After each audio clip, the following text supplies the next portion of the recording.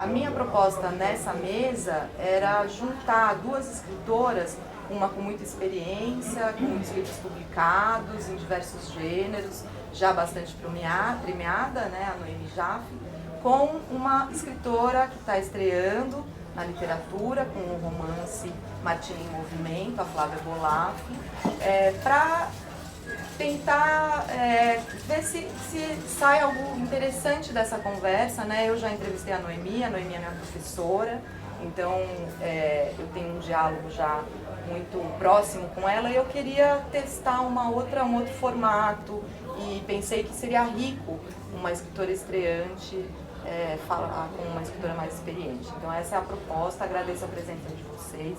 Flávia, obrigada. Noemi, muito obrigada.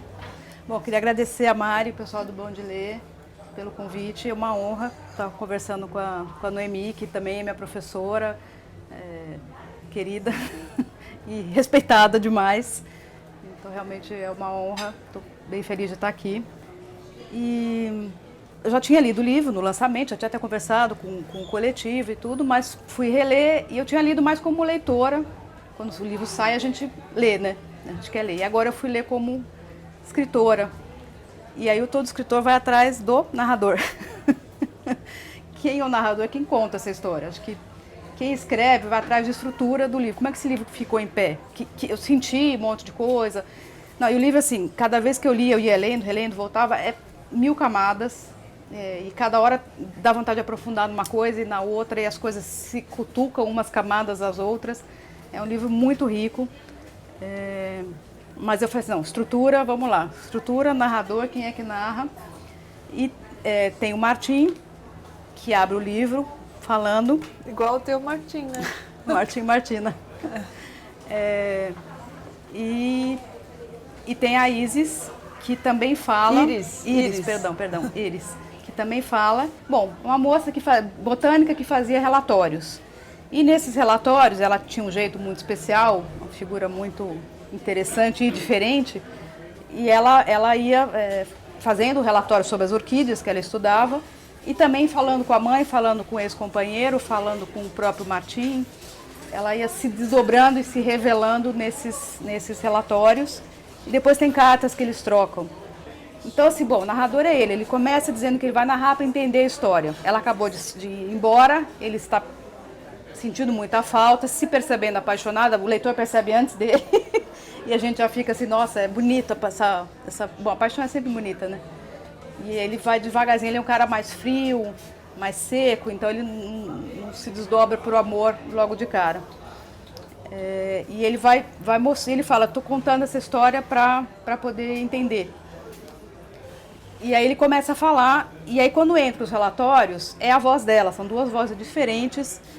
Ela é mais confusa, desse jeito mais específico dela narrar, e ele mais formal, faz as falinhas mais organizadas. Mas eu fiquei com uma intuição, não sei se eu estou errada, Noemi, que ele é o narrador, então ele empresta para ela a linguagem. Assim como ela é parasita, como ele fala que ela é parasita como as orquídeas, ele foi hospedeiro dela no Brasil, no Jardim Botânico, eu senti que ele foi hospedeiro dela na linguagem.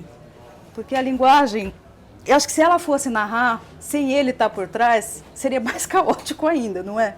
É engraçado isso que você falou sobre o Martim e ela, sobre ele emprestar a voz dele para ela, porque eu acho exatamente o contrário. E sobre o parasitismo, né, as orquídeas não são parasitas. Sim.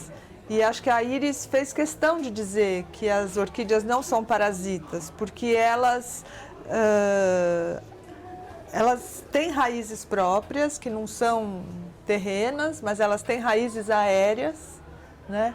E elas emprestam o alimento de que as árvores são, né, nutridas, mas é uma relação mutuamente benéfica. Sim. Né? Então elas não são parasitas e eu acho que a Iris tem uma voz tão própria que, na verdade, eu acho que ela empresta a voz dela Ela que está organizando para ele. apesar de ele ser mais estruturado, mais organizado do que ela, eu acho que ela é tão excessiva, tão entusiasmada como pessoa e como presença no Brasil, que ela acaba fazendo com que ele consiga expressar, né, toda a dificuldade que ele tem de sentir. Ela permite que ele extraia, né, sentimentos de dentro dele. E várias pessoas até vieram me dizer, nossa, mas eu não vejo muita distinção entre a voz dela e a voz dele. E foi um problema durante a edição, eu diferenciar a voz dele da voz dela. Eu fiz uma reescrita para que a voz dele ficasse mais particularizada e não tão parecida com a voz dela, né? E tem mais uma coisa que é nessas páginas cinzas, né? Que é um narrador neutro, um narrador que não é ele falando, nem é ela falando. E é bem distinto. É como se fosse uma voz de fora. Autoral seria? Não. Não, porque não é um tema bem botânico também, né? Bom, e sempre essa busca pela linguagem que aparece recorrente, né? Que ela tem de uma forma muito charmosa e que é uma questão sua, né? A busca pela linguagem. Aí é uma questão minha. Muita gente, minha família, por exemplo, identifica muito a Iris comigo. Acham que nós somos muito parecidas. E eu acho também que a gente é parecida. Eu gosto dela. Eu gosto muito do Martim também. Eu acho ele extremamente correto e digno, um cara ponta firme, sabe? Eu acho que a Iris foi burra de não ficar com ele. Mas ela não fica? Ela não vai voltar? Não, isso daí é aberto para todo mundo pensar o que quiser. Eu acho que não. Como é que você se relaciona? Não só em relação a isso, a ser ou não ser com uma personagem já... Como é que ela está na sua vida? Já idosa, anciã, assim. Olha, é muito bom, porque à medida que o tempo vai passando, a personagem vai se assentando dentro de você e você vai quase lembrando dela, como uma coisa do teu passado, né? Enquanto que quando o livro está fresco, né? Quando ele acabou de ser lançado, você ainda se difere um pouco dela, depois ela passa a fazer parte da tua memória, como se você fosse olhar fotos antigas e visse a foto da Iris. E você vê ela fisicamente? Vejo, e eu vejo ela do jeito como eu descrevo, né? Que ela, bem anos 60, então ela ainda usava chapéu, ela tinha uma frasqueira, ela era muito elegante, maquiada, mais alta, maquiada, mais alta do que eu, mais magra do que eu também. E eu gosto muito de ter ela dentro de mim e de que ela pertença já a um tempo meu que passou, mas que eu sei que ela vai estar na minha próxima personagem. Assim como ela também é o desenvolvimento de personagens anteriores, né? Porque na verdadeira história do alfabeto, na letra I, é sobre a Iris. Então ela já é uma extração daquela Iris que era húngara na verdadeira história do alfabeto, mas não era ela. Mas ela emprestou o nome daquela e a nacionalidade também e se desenvolveu numa outra. E a próxima personagem sobre quem eu vou escrever, eu sei que ela está relacionada com a Iris. Então, é como se fossem assim sedimentos geológicos que vão se acumulando. É engraçado que eu li o que os cegos estão sonhando, que é não ficção, né, na sua parte, e tem muito... Não é. Nunca é tudo, né? Depois essa pergunta vem depois. Tá. Tem muita questão da vivência, da dor, que foi a da sua mãe, de Auschwitz, e a culpa e a coisa que a gente teoriza sobre a dor que a pessoa que você ama, que você convive, sofreu, e essa dor são distintas, e ainda tem a passagem da Leda, que é mais assim, é outra geração, né? É muito interessante. O Martim fala isso, né? Que ela sofreu a dor da Revolução, de tudo que estava acontecendo na Hungria, e ele ficava teorizando. Talvez por isso eu tenha identificado você mais com ele do que com ela. Eu identifiquei na fala dele, pelo menos nessa parte, falei, nossa, esse é um tema da Noemi. Muito legal isso que você está falando. Eu não tinha percebido isso. Não tinha percebido, porque no que os cegos estão sonhando, né? É isso que você disse. Eu falo que quem passou pela tragédia não tem como transformar isso em história, porque viveu o fato em si mesmo, é a própria coisa, né? Como quando minha mãe vai contar sobre a estada dela em Auschwitz, eu falo, mas mãe, conta mais alguma coisa. Não tem mais nada, não tem mais o que contar. Foi isso e foi isso. Não tem como transformar numa narrativa uma tragédia. Né? Eu não tenho histórias para te contar, eu só tenho os fatos para te dizer, né? E eu, que não vivi, transformei numa história, porque para mim é pura imaginação. E né? Sofrimento e culpa, né? E sofrimento e culpa por eu não ter estado lá, por eu não ter podido salvar minha mãe, por eu existir. E agora você falou que o Martim fala a mesma coisa. A mesma coisa. Eu não tinha me dado conta disso, né? De que a Iris passou pela tragédia e ele não. Ele é um comunista que não sabe o que é o comunismo, na verdade. Que se permite rever lá em 1960, né? Isso. E é uma revisitação que está sendo feita agora também, né? Porque eu fui conversar com um comunista histórico, agora eu não vou conseguir me lembrar do nome dele. Você põe nos agradecimentos, né? Deixa eu ver aqui. Ele morreu no ano seguinte a eu tê-lo entrevistado, é o Armênio Guedes. Isso. O Armênio Guedes, ele foi assistente do Prestes, pra você ter uma ideia, né?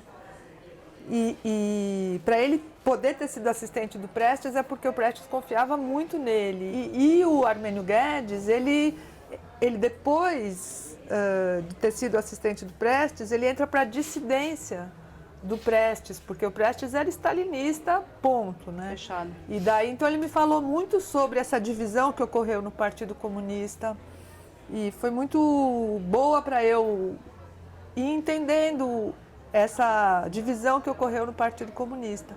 Mas voltando ao que você tinha perguntado, eu acho que é muito legal isso que você falou. Na verdade, eu deveria me identificar mais com o Martim, porque eu não vivi nenhuma tragédia. Mas eu acho que como eu gostaria muito, olha isso. Olha o que você está falando. É um ato falho, mas é verdade que, assim, quando eu entrei em Auschwitz, eu falei, tô bem aqui. Me deixa ficar. Eu conheço esse lugar, eu me identifico, eu poderia passar um tempo aqui, né? Então, e eu tenho identificação com, assim, pessoas que passam por tragédias e eu acho que, na verdade, não posso falar, eu gostaria de ter estado lá, eu gostaria de ter passado por uma tragédia, mas em algum lugar do meu inconsciente, sim, eu gostaria de ter passado por uma tragédia, porque eu gostaria de ter estado ao lado da minha mãe, né? Porque eu tenho um espírito aguerrido de luta e de resistência, que é talvez a coisa mais forte em mim. E eu acho que vem daí, sabe, de um desejo de ter... se eu tivesse estado lá, eu teria participado da resistência. Ridículo, né? É absurdo isso. Né? Teve, um pouco, né? Nossa, em Auschwitz tinha movimentos clandestinos de resistência e que conseguiram salvar algumas pessoas, assim. Mas, então, eu acho que eu me identifico... Na verdade, escrever é isso, né? Você ser um pouco daquilo que você não pode ser. Sim. Então, a Iris tem muito de mim e muito do que eu gostaria de ser. Sim. Isso de ela não ter raízes, eu adoraria também não ter raízes. Ter a abertura para estar sempre indo embora. E eu tô sempre ficando, sabe? Mesmo quando eu não quero. E eu estava conversando hoje com a Igia Bacego, que eu vou mediar a mesa dela amanhã, e ela é italiana de origem somali, né? E ela falou, esse negócio de ter raiz, mas a gente não é árvore. Né? Ah, mas a gente tem raiz, né? Não sei. Eu não gosto de ter raiz, não. Eu sou contra. Essa é outra coisa que eu gostaria muito de ter sido. Não. Eu sabia que eu queria escrever um romance, que eu não tinha escrito ainda. Apesar de eu achar que o que os cegos estão sonhando tem algo de romance. Tem. E eu estava sentada no Rio de Janeiro, na praia, decidida a bolar meu personagem e tal. Aí eu pensei, é mulher. Só escrevo sobre mulher. É mulher. Ela foge. Eu sei que ela foge. Que é um desejo meu. Fugir. Eu sei que ela foge. Bom, mulher foge. Mulher foge, foge da guerra. Ai, não aguento mais guerra, não quero mais personagem judia. Não quero mais, não aguento mais falar de judaísmo. Então ela não é judia. Então ela é da onde? Hungria. Por quê? Por que da Hungria? Porque minha mãe nasceu numa cidade que é meio húngara, meio sérvia. E eu sou fascinada pela língua húngara, que é uma língua impossível, né? Uma língua intraduzível. O Guimarães Rosa dizia, só o diabo entende. E uma língua toda proparoxítona e tal. Eu gosto de proparoxítona e é uma língua que não tem familiaridade com nada. Ninguém entende, ninguém sabe. Nem os húngaros sabem falar húngaro. Então eu sabia que ela era húngara. Então ela é mulher, ela foge, ela é húngara. Mas foge da onde? Né? Ah, ela foge porque ela engravidou e o marido não quer assumir o bebê. Fala, ai, que chatice, que besteira esse negócio. Você sabia da história húngara?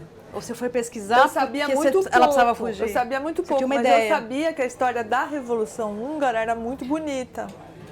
Então eu decidi, ela foge da Revolução Húngara, né? Aí eu sabia isso.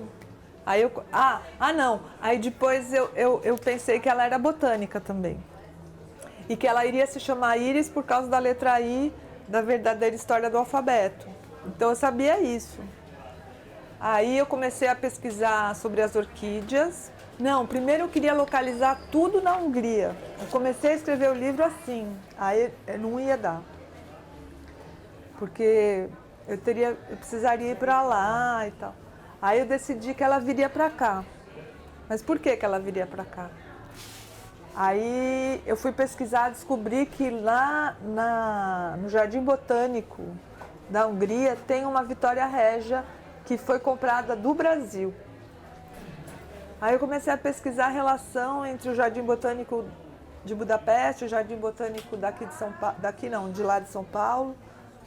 E o orquidário de São Paulo, ele foi criado na década de 60 mesmo. Então eu trouxe ela para cá por causa disso. Aí eu fui depois entrevistar uma mulher, a Alinka, que ela é diretora do acelerador de partículas da USP. E ela passou pela Revolução Húngara. Ela tinha 14 anos quando a Revolução Húngara estourou. E ela fez várias coisas que a Íris faz. Então... Eu vi numa entrevista, acho que foi no Bom de Ler mesmo, que você, quando você terminou a primeira versão, você não gostou, despencou em choro e escreveu um desabafo, que é a abertura do romance. E aí você fez esse desabafo e reescreveu. Foi uma reescrita, uma revisão? O que mudou? Foi. Você falou um pouco já sobre isso, mas eu queria ser, como escritora fissurada em revisão. É legal isso aí que você está perguntando, porque Eu escrevi o romance muito como fruto de uma pesquisa e eu estava muito contente com o que eu tinha escrito, porque foi dificílimo escrever. Eu passei um mês em Paris, na casa de uma amiga, para ficar bem recolhida. Então eu saía todo dia de manhã e ia andar por Paris e parava em algum café e ficava escrevendo, né? Ou em alguma biblioteca e tal. E eu falo bem francês, mas você não consegue, assim, sei lá, onde é que eu pego a bandeja? Daria para você me passar o guardanapo? Isso não dá para falar em francês. Em francês eu consigo falar Nietzsche é um filósofo, não sei o quê, o existencialismo, não sei o quê, isso eu consigo falar, mas passo o guardanapo eu não sei falar. Aí, eu estava sofrendo um pouco por causa disso e eu comecei a gostar desse sofrimento porque eu percebi que era o sofrimento da Iris no Brasil, né? E isso foi interessante e também porque eu estava totalmente sozinha e isso também era difícil. Aí eu escrevia e eu tinha feito muita pesquisa, então eu consegui escrever, eu fiquei contente por ter escrito, eu escrevia sobre o que eu estava escrevendo e as minhas dúvidas, como é que eu resolvo, aí no dia seguinte eu ia lá e resolvia, taranã, escrevi o romance inteiro. Aí mandei. Em um mês? Não, ele já estava bem construído nesse um mês. Aí praticamente terminei nesse um mês, porque né, fiz o acabamento. Aí tá. Aí eu estava gostando dele. Daí mandei para minha filha ler e para um cara lá do Nordeste que estava me ajudando com o húngaro, porque eu descobri um cara do Rio Grande do Norte que morou na Hungria e dava aula de português para húngaros. Uhum. E ele estava dominando muito o húngaro, ele me ajudou. Aí eu mandei para ele ler também. Aí tanto a minha filha quanto ele disseram, é bom. Eu falei, puta que pariu. Tá uma bosta. Porque ninguém fala é bom. A leitura de filho, gente, é tudo. Né? É muito bom e muito ruim. Aí eu falei, tá uma bosta. Eu estava contente por ter realizado, por ter feito e porque ele tinha correspondido à pesquisa que eu tinha feito de um jeito cabível, assim. Aí tanto ele quanto a minha filha disseram, mãe, ele não disse mãe, falta emoção. Falta emoção. E era mesmo. Ele estava altamente técnico. Era fruto da pesquisa, né? Era fruto da pesquisa. Que é uma das questões de fazer pesquisa, que a gente sempre se esbarra nisso, né? Orquídea. Que mané orquídea, sabe? Muita orquídea. Aí, bom, você fica não sei quanto tempo escrevendo, você escreve um romance e não tá bom. Aí eu só ficava chorando, né? Bom, as primeiras duas pessoas para quem você mostra não acham que tá bom, não tá bom mesmo. Não, e a gente sabe, né? Quando não tá bom. E quando não tá bom, só de crisezinha, né? Aí eu comecei a chorar muito e enquanto eu tava chorando, eu comecei a escrever como um desabafo, assim. Aí eu olhei aquele desabafo e falei, nossa, tá bonito isso. Vai ser a primeira página do romance. O meu desabafo do choro é a primeira página. Assim? Igualzinho que nem? Igualzinho. E daí é como se eu tivesse me imbuído daquela dor de não ter conseguido e com ela eu reescrevi tudo, né? E aí veio a emoção. Aí veio a emoção, né?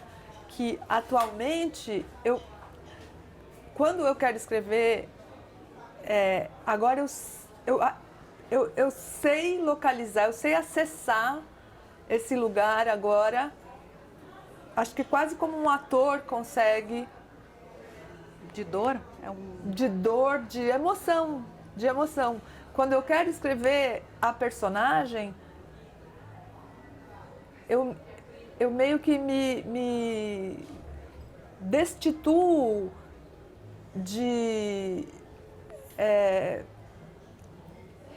do distanciamento que eu sempre exijo que eu mesma tenha, mas me aproximo dela, eu consigo entrar num lugar que eu sou ela.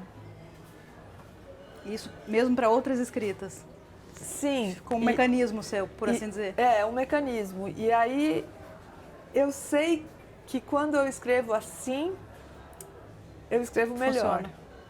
Eu escrevo melhor. Gente, escritoras iniciantes, anotem isso. Eu não tenho isso. Não tenho esse arsenal ainda, assim.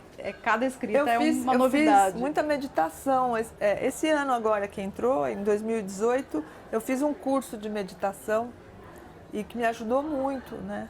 Porque a meditação ensina você a entrar num estado de presença ausente ou de ausência presente e ensina você a realmente acessar esse... Que é o que a gente precisa ter quando a gente escreve. Você tem que estar presente controlando a escrita.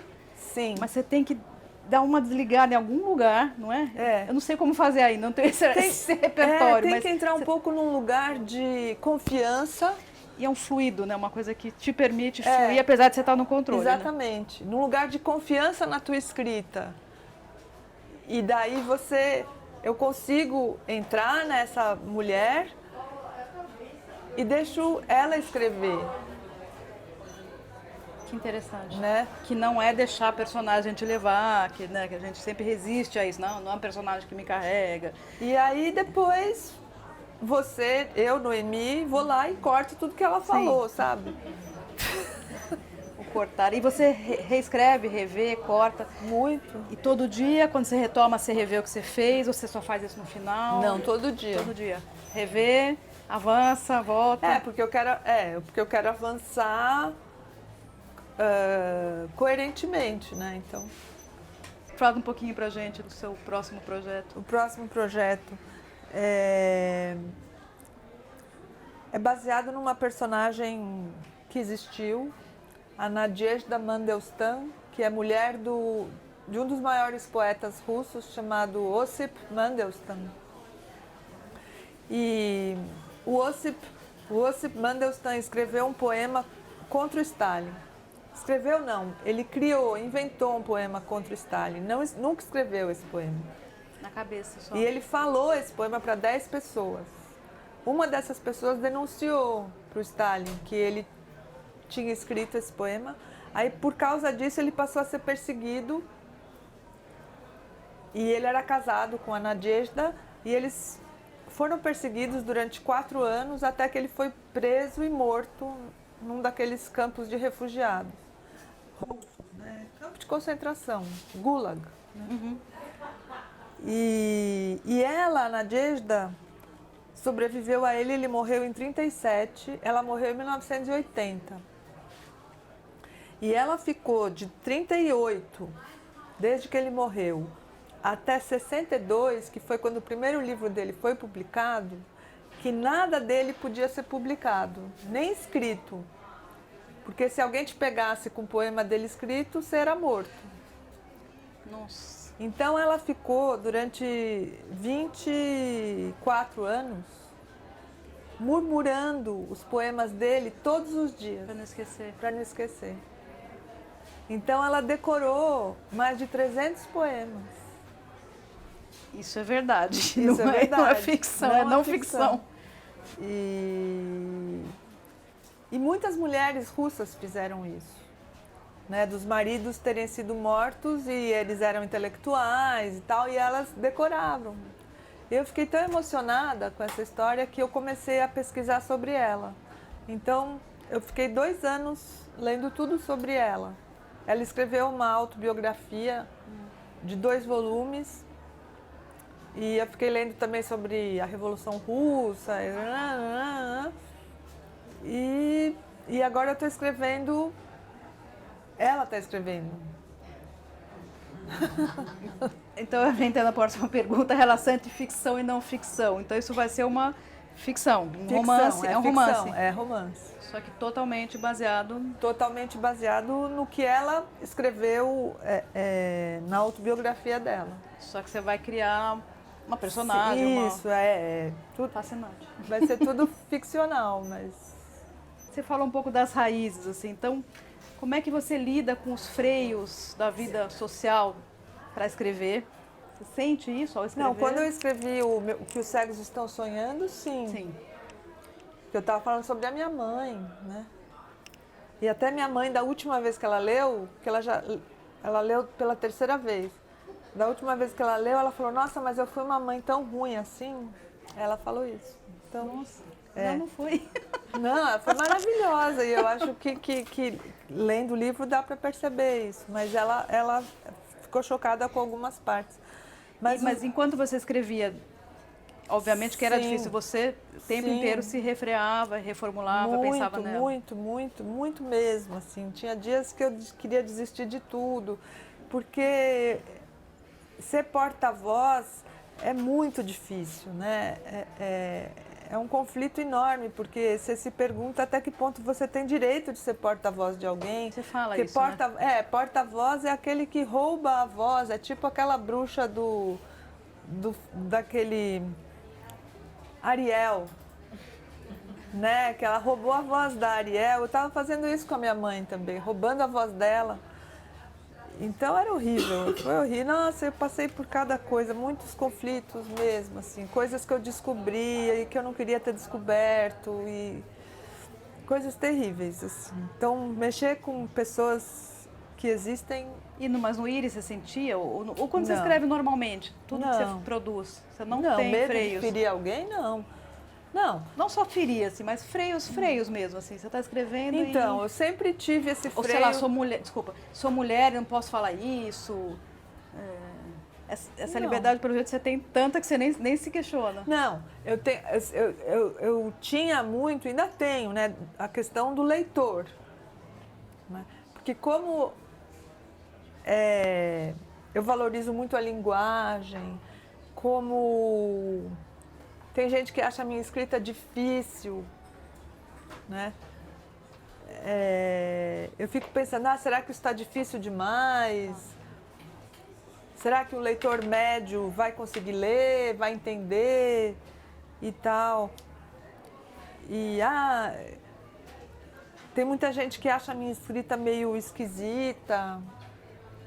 Será que está esquisito isso? E agora, cada vez, eu me preocupo menos com isso, né? Um pouco assim, sou esquisita? Então tá, vou ser bem esquisita mesmo. É a Lúcia que... Você gostou, Lúcia? Então, quando você for vender meus livros, você fala, essa é de uma autora esquisita. Que é esquisito, tá aqui, né? Bem esquisita, E daí eu resolvi que eu sou esquisita mesmo. E que eu escrevo meio difícil mesmo. Então, não tá entendendo? Azar o seu, sabe? Não vou facilitar. E quer dizer, tem partes difíceis, mas eu não acho que, sabe, que minha escrita seja como a do Beckett, nada disso, sabe? Dá para entender. Fazendo um pouco entendemos, né? Fazendo um pouco de esforço, entende. Então, agora eu penso menos. Eu tenho menos freios do que eu já tive. Agora, sobre a questão... Ser mulher, escrever, você sente isso no seu dia a dia? Dificuldades, o que a gente que está começando tem falado muito. Como é que... Assim, eu me preocupo muito com as questões femininas, né? Minhas personagens são todas mulheres. Mulheres muito fortes, muito lutadoras, muito aguerridas também. A Nadezhda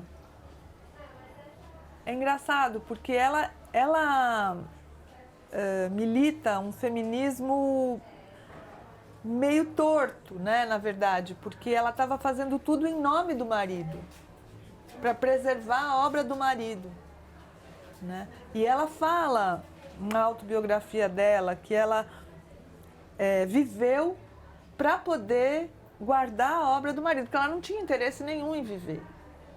Quando os livros dele foram publicados e ela teve mais liberdade de publicar e tal, ela falou, bom, agora eu já posso morrer, não tenho o menor interesse em viver.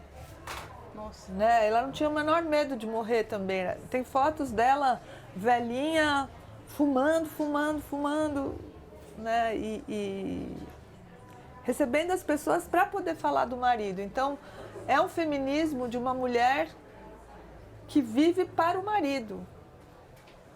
E eu acho isso bonito também. Sim. Eu acho isso bonito e eu acho que isso pode ser feminista. Isso não precisa ser machista. Não precisa ser machista, né? Eu gosto muito, por exemplo, da ideia de servir. E eu acho que isso pode ferir muitas feministas, né? É muito judaico servir, né?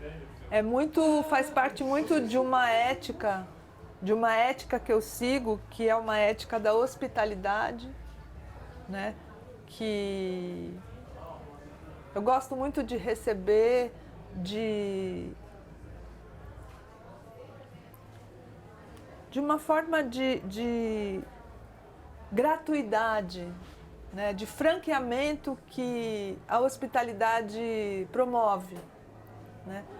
E aqui está a Luciana e a gente tem agora a gente é sócia numa escola de cursos chamada Escrevedeira. E uma das coisas que a gente faz questão que exista na Escrevedeira é essa hospitalidade, né? A gente criou um lugar que é tipo uma casa, onde a gente recebe as pessoas, né? E recebe qualquer tipo de pessoa. A nossa ideologia é que todas as pessoas possam participar e que dinheiro não seja um impeditivo para, né? Então faz parte da minha ética de vida receber e servir, né? E eu acho que pode ser até uma pauta feminista. Servir. Feminina e até feminista também. Né? Até, e até feminista também. De um jeito poético. Mas servir é humano e é muito legal homens que servem. Sim. Né? E tem muitos homens que servem também. E agora, cada vez mais, né? Com o feminismo, os homens estão aprendendo a servir também. Eu não sei, a Adélia Prado, que fala muito de servidão. E eu gosto do que ela fala.